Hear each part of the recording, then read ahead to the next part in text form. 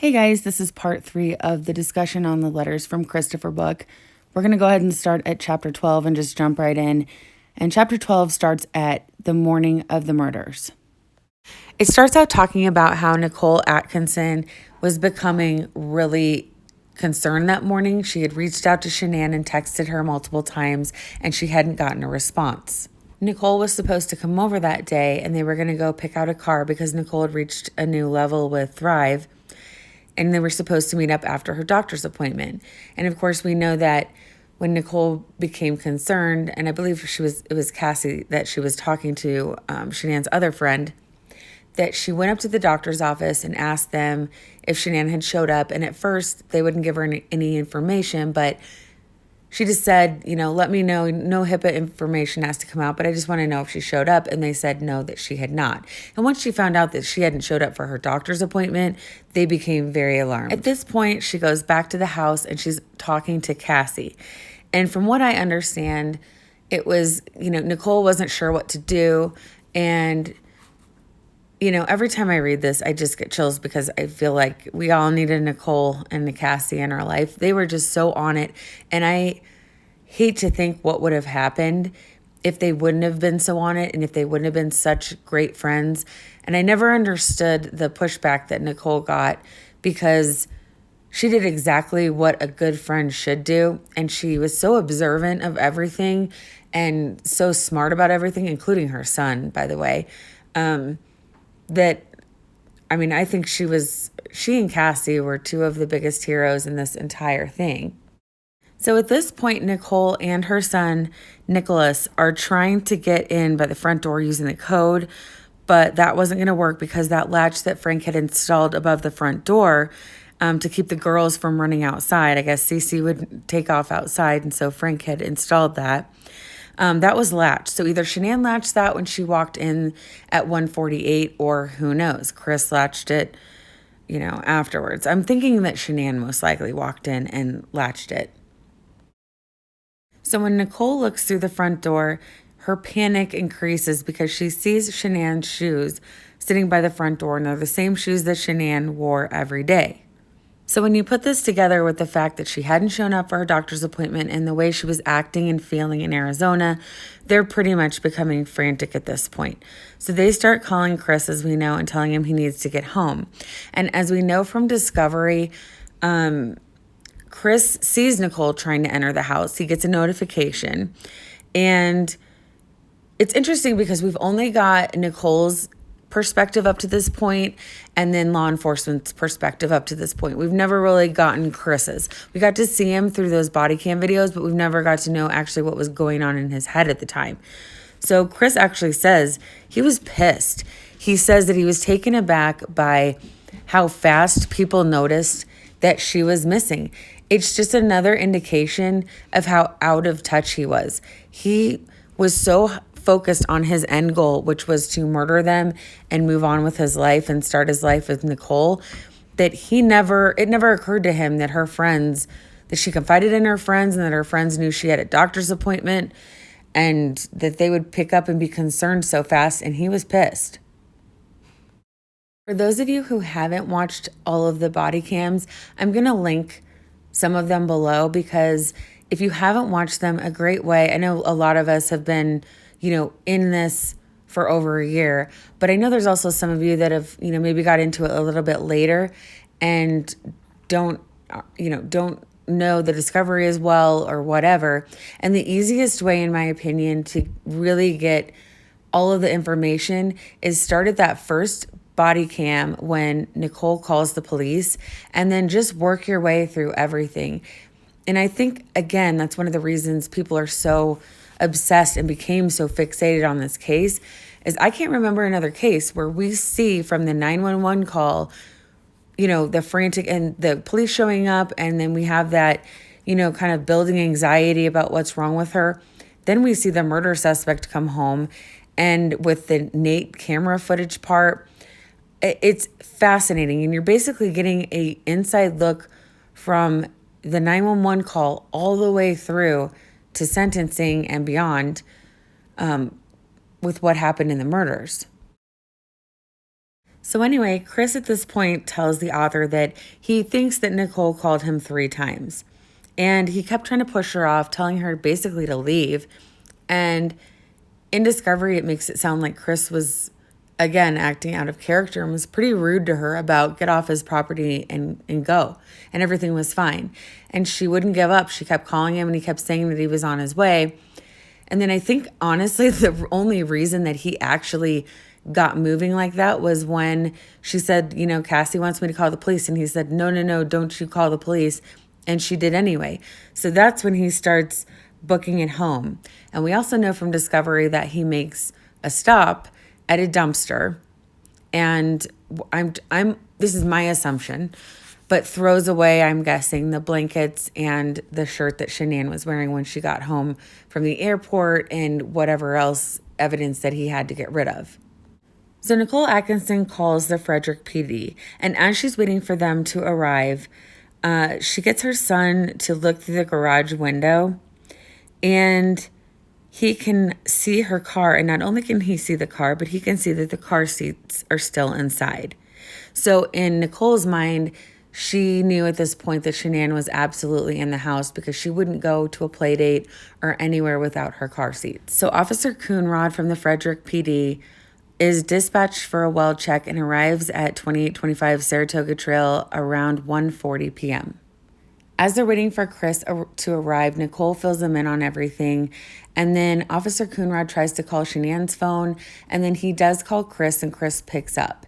And then he asks Chris if he can get into the house through the garage. And Chris tells him that the garage code doesn't work. When Chris gets there, he jumps out of the truck and he hurries up the driveway and briefly shakes the officer's hand and then pretty much books it into their garage. And then he flings open the door to Shanann's Lexus and reaches in. And a lot of people think that he reached in to grab her wedding ring or put back a garage opener, possibly. I personally think he took her wedding ring and put it in his pocket at that point. He denies this and says that he doesn't know why he did that and that he was just trying to show that he was looking for her. I don't know why he would be looking for her, hiding in the car. That doesn't make sense to me. So I think it's more likely, yet again, that he was pulling the wedding ring out that was sitting in there. Instead of just letting them into the house, Chris runs into the house and spends over a minute in the house alone to what I would assume he's hiding evidence as quickly as he can, what he thinks is important and he didn't get to before he left for work.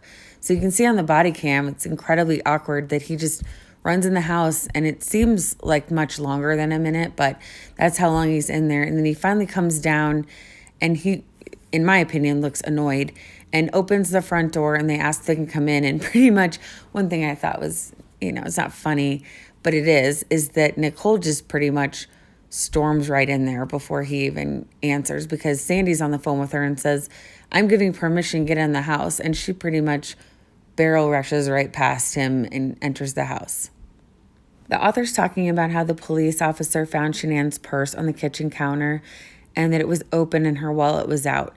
It's important to note the author doesn't talk about this in here, but it is in discovery that purse was originally in the office. And when Nicole Atkinson walked in, she found Shanann's purse kind of behind on the floor in the office. She took the purse out and then set it on the counter. You can see on the body cam that when she first walks in the house on Officer Coonrod's camera, there's nothing on that counter. And then later in the interview, Nicole Atkinson says she clears that up and says that she found the purse in the office and moved it to the counter.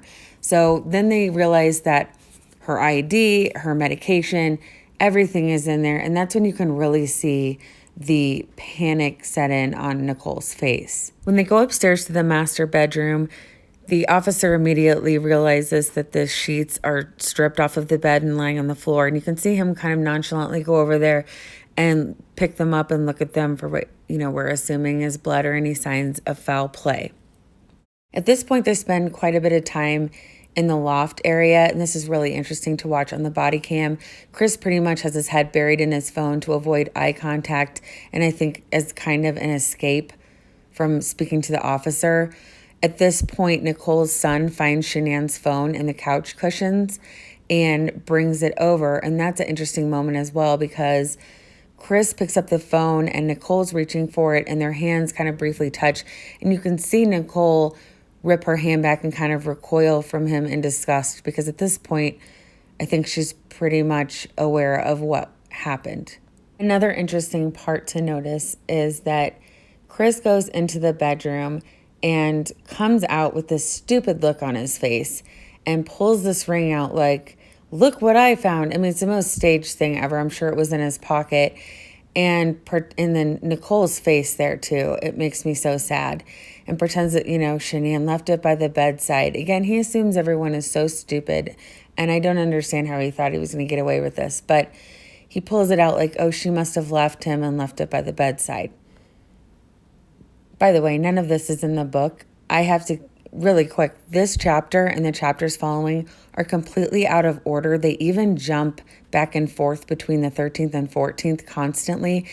It is so disorganized right here and it's so hard to follow that I'm still reading, pulling from the book for you, but I'm entering my own knowledge to kind of clear things up, because if I just went through this like it is, it wouldn't make any sense.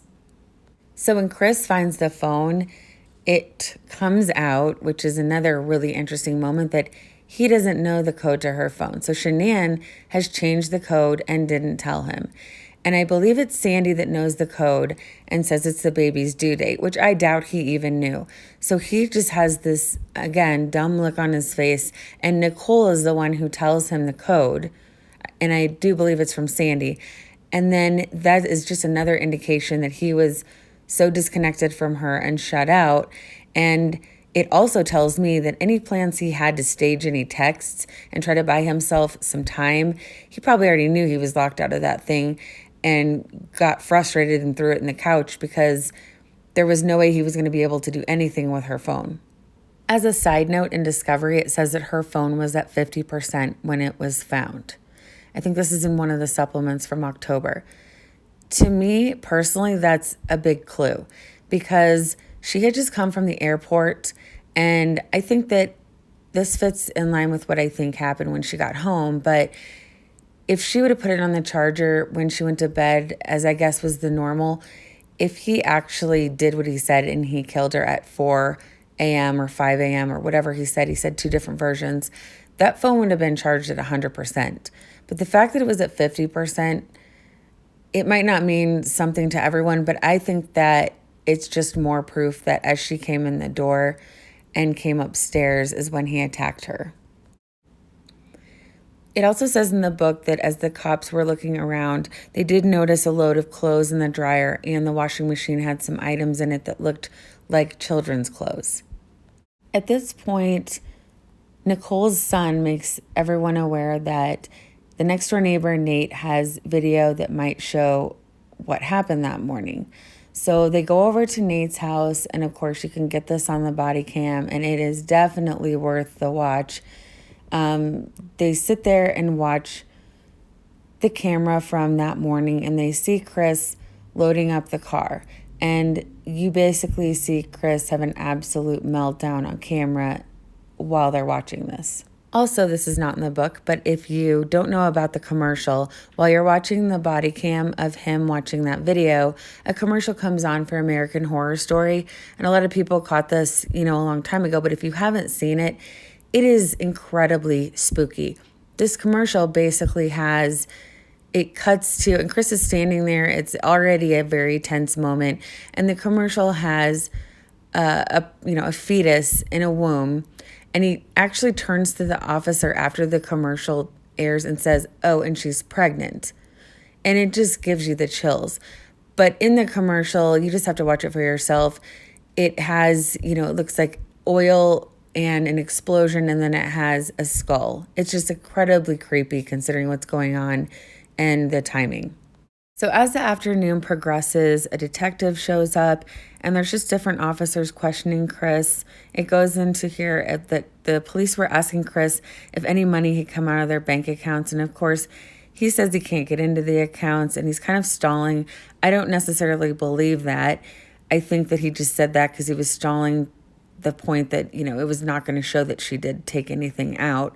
But he does tell the officers that he doesn't have access because she doesn't trust him with the finances. We also know from Discovery that he's actually texting Nicole back and forth while the police are there asking him about his family. At one point, he actually does answer and says, "Can I call you back?" And it's on the body cam. The cops eventually leave, but they do canvass the area and they go around asking the neighbors questions. They're also calling her friends and getting more information. And they do this throughout the night. They also call Chris late that night and try to get information from him. And we'll do another video on that because there is something interesting, in our opinion, that comes about that night. But bottom line, Chris is left all alone in that house that night to clean and further try to get rid of evidence. Chapter 13 starts off by talking about this evil force. And he tells an author a story about that night. And as we know from Discovery, he was up most of the night cleaning, but he probably got a few hours of sleep. And this is the story that he tells Sherilyn. He says that an evil force was pursuing him while he was living in his home. And he kept having this recurring dream prior to the murders. He says in the weeks leading up to the murders, this disturbing dream made him realize there was something that was coming after him. He realized it had been chasing him until it caught him. In this dream, he would see himself lying on their bed asleep. And then he'd wake up in the dream and all of the lights in his house would be on, upstairs, downstairs, every single light. He would realize that he was all alone, that his family was gone, and it was just him. He says the dream gave him an awful feeling somehow, and that he knew the dream was going to come true. This is so disgusting because, obviously, I'm sure he did have that dream because that's what he was planning nonstop for the past 4 weeks, to wipe out his family, and he knew he would be alone. I doubt it gave him a awful feeling, considering he talks about before this and after this nonstop in the book how relieved he was to get rid of them. He goes on to tell the author that the night that he killed his family, he turned off all the lights, went to sleep, and then he just woke up, kind of scared and noticed that all the lights were on in his home, even though he knew he turned them off, just like in his dream. The next day, on August 14th, Canine units were scheduled to come over and do a search through the house. This isn't in the book, but it's important to note that before the canine officers got there, Chris moved his truck down the street. I believe that this was in an attempt, hoping the dogs wouldn't hit on his truck. As they're searching through the house, Chris has already signed the consent to search form. They do see that 3-foot doll that we all know from when the doll pic was sent to Shanann and she posted it on Facebook. We have a separate video on the doll, so in the interest of time, I'll just kind of skip over this because this is where he says that he sent it to her and it was meant to be funny. But I would suggest watching our video because it goes in more detail about that. It just goes on to talk about the canine officers searching the house. And that's another really good video to watch that you can find on YouTube. I'll link that below as well. But basically, you can just see that they notice how clean the house is. They smell the cleaning chemicals that are really strong. So they know at this point that he tried to cover up a lot of things. As they're conducting the canine search through the house, this is when Chris does his infamous porch interview. And actually, the Rusicks had told him not to do it, but he did it anyway, and apparently thought he would pull this off. But I still remember sitting on my couch watching this because I only live a few miles from them, and thinking, oh my God, this guy did it, which I'm sure a lot of us sat there and thought the same thing. The author writes in the book that supposedly the dogs were to find if there had been a dead body in the house. Then later it was said the dog would be able to sense if there had been a struggle. The report stated there was a struggle or something that happened at the inside back garage door. This would have been the door Christopher brought Shanann through. She talks about how Chris talked to Nicole that day, and in their conversation, she asked where his family could be. And according to her version, she said that something in his voice wasn't right, and she said something like, "Call me when you find your family." And then this is when she deleted all of the information out of her phone. And this is the author's words, not mine. She writes, when they got off the phone, she cleared all of his text messages and phone calls from hers. She was concerned it would appear she was involved, so before the police found her, she decided to go to them. Although we know that's not true because Anadarko had found out they were having an affair through the emails, and they told investigators. Investigators already knew about her. I mean, she may not have known that, but she's probably not dumb enough to not understand that they were going to find her pretty quick. The author goes on to talk about Nicole's first interview with investigators. And her first interview was that day, August 14th, and her dad was present for that at a park in Arvada.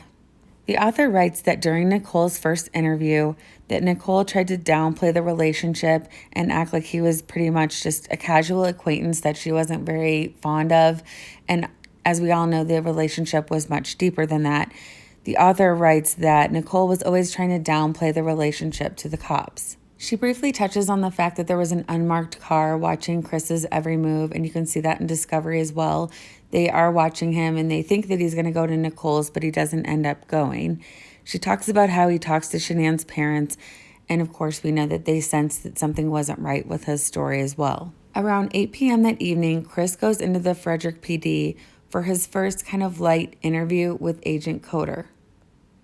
Chris talks about how it was getting really difficult to answer the questions and he was squirming and the questions were just getting kind of tougher and tougher. And he was trying to think of answers that wouldn't give him away. He agrees to come back the next morning on August 15th and take a polygraph test. As we know, after he leaves that night, he goes home and stays the night with the Thayers. Chapter 14 just talks about the interviews. And once again, she's kind of jumping around. So I'm just going to touch on each one if there's anything from Chris's perspective or anything that she says that's new. During Nicole's August 15th interview, her dad went with her and was pretty active during the interviews. And again, you can find these anywhere on YouTube if you want to listen to them. I don't know how many of you believe that their relationship started at the end of May or beginning of June. I personally don't, but it's interesting because right at the beginning of the chapter, there's already conflicting information on that. She first writes that Nicole goes in to confirm to agents that their relationship began at the beginning of June. But then on the very next page, it says, she said she deleted all of her text messages between her and Christopher. They had met at work in May or early June. I think there's some stuff to support that that's not true. And if nothing else, just how quickly the relationship escalated. All of this stuff is not going to be this intense and this serious after 6 to 8 weeks. She goes over how Nicole lied to investigators, starting pretty much from the beginning, and says that Chris wasn't wearing a wedding ring. He never mentioned that he was married or had kids, so she wasn't aware of that until he just randomly one day told her that. And obviously we know that's not true by now. Chris has admitted the truth, and we know from her Google searches that she did look at Shanann's Facebook page. She talks about how Nicole told investigators that they never argue, which we now know is not true, and how they basically had this great relationship. They had a lot in common. Both of them were into fitness, eating healthy. They both loved cars. They had a lot to talk about. They basically both have the same interests. She also told investigators that she didn't remember the name of the street from the 2 times that she had been over there, which we know is not true because the day before the murders, she Googled their address along with Ronnie Watts. She then talks about Ronnie Watts' interview where he was recorded, and he told agents that he's never known Chris to use any drugs, show any signs of mental illness, or have any violent tendencies. She also goes over when Ronnie said that Chris had lost a lot of weight on Thrive, but he felt like Shanann was forcing him to do it. It was his opinion that neither one of them wanted a third baby. He also said that Shanann was extremely bipolar and had paranoid tendencies towards Cindy Watts. He also touches on the fight that they had while they were in North Carolina and how they didn't really see their granddaughters much, and then shows the agents a video of his wife playing with the granddaughters. She then goes into Frank Rusick's interview with investigators, and again, there's a lot. I can link it below, but just to touch on the most important things, Frank did observe that Chris was always quiet and never showed any emotion, and that the week he came out to North Carolina, he and Shanann never let on that anything was wrong, but he definitely was acting strange. On the night before the murders, August 12th, Frank says that he called the girls on FaceTime and Bella was eating cold pizza and candy.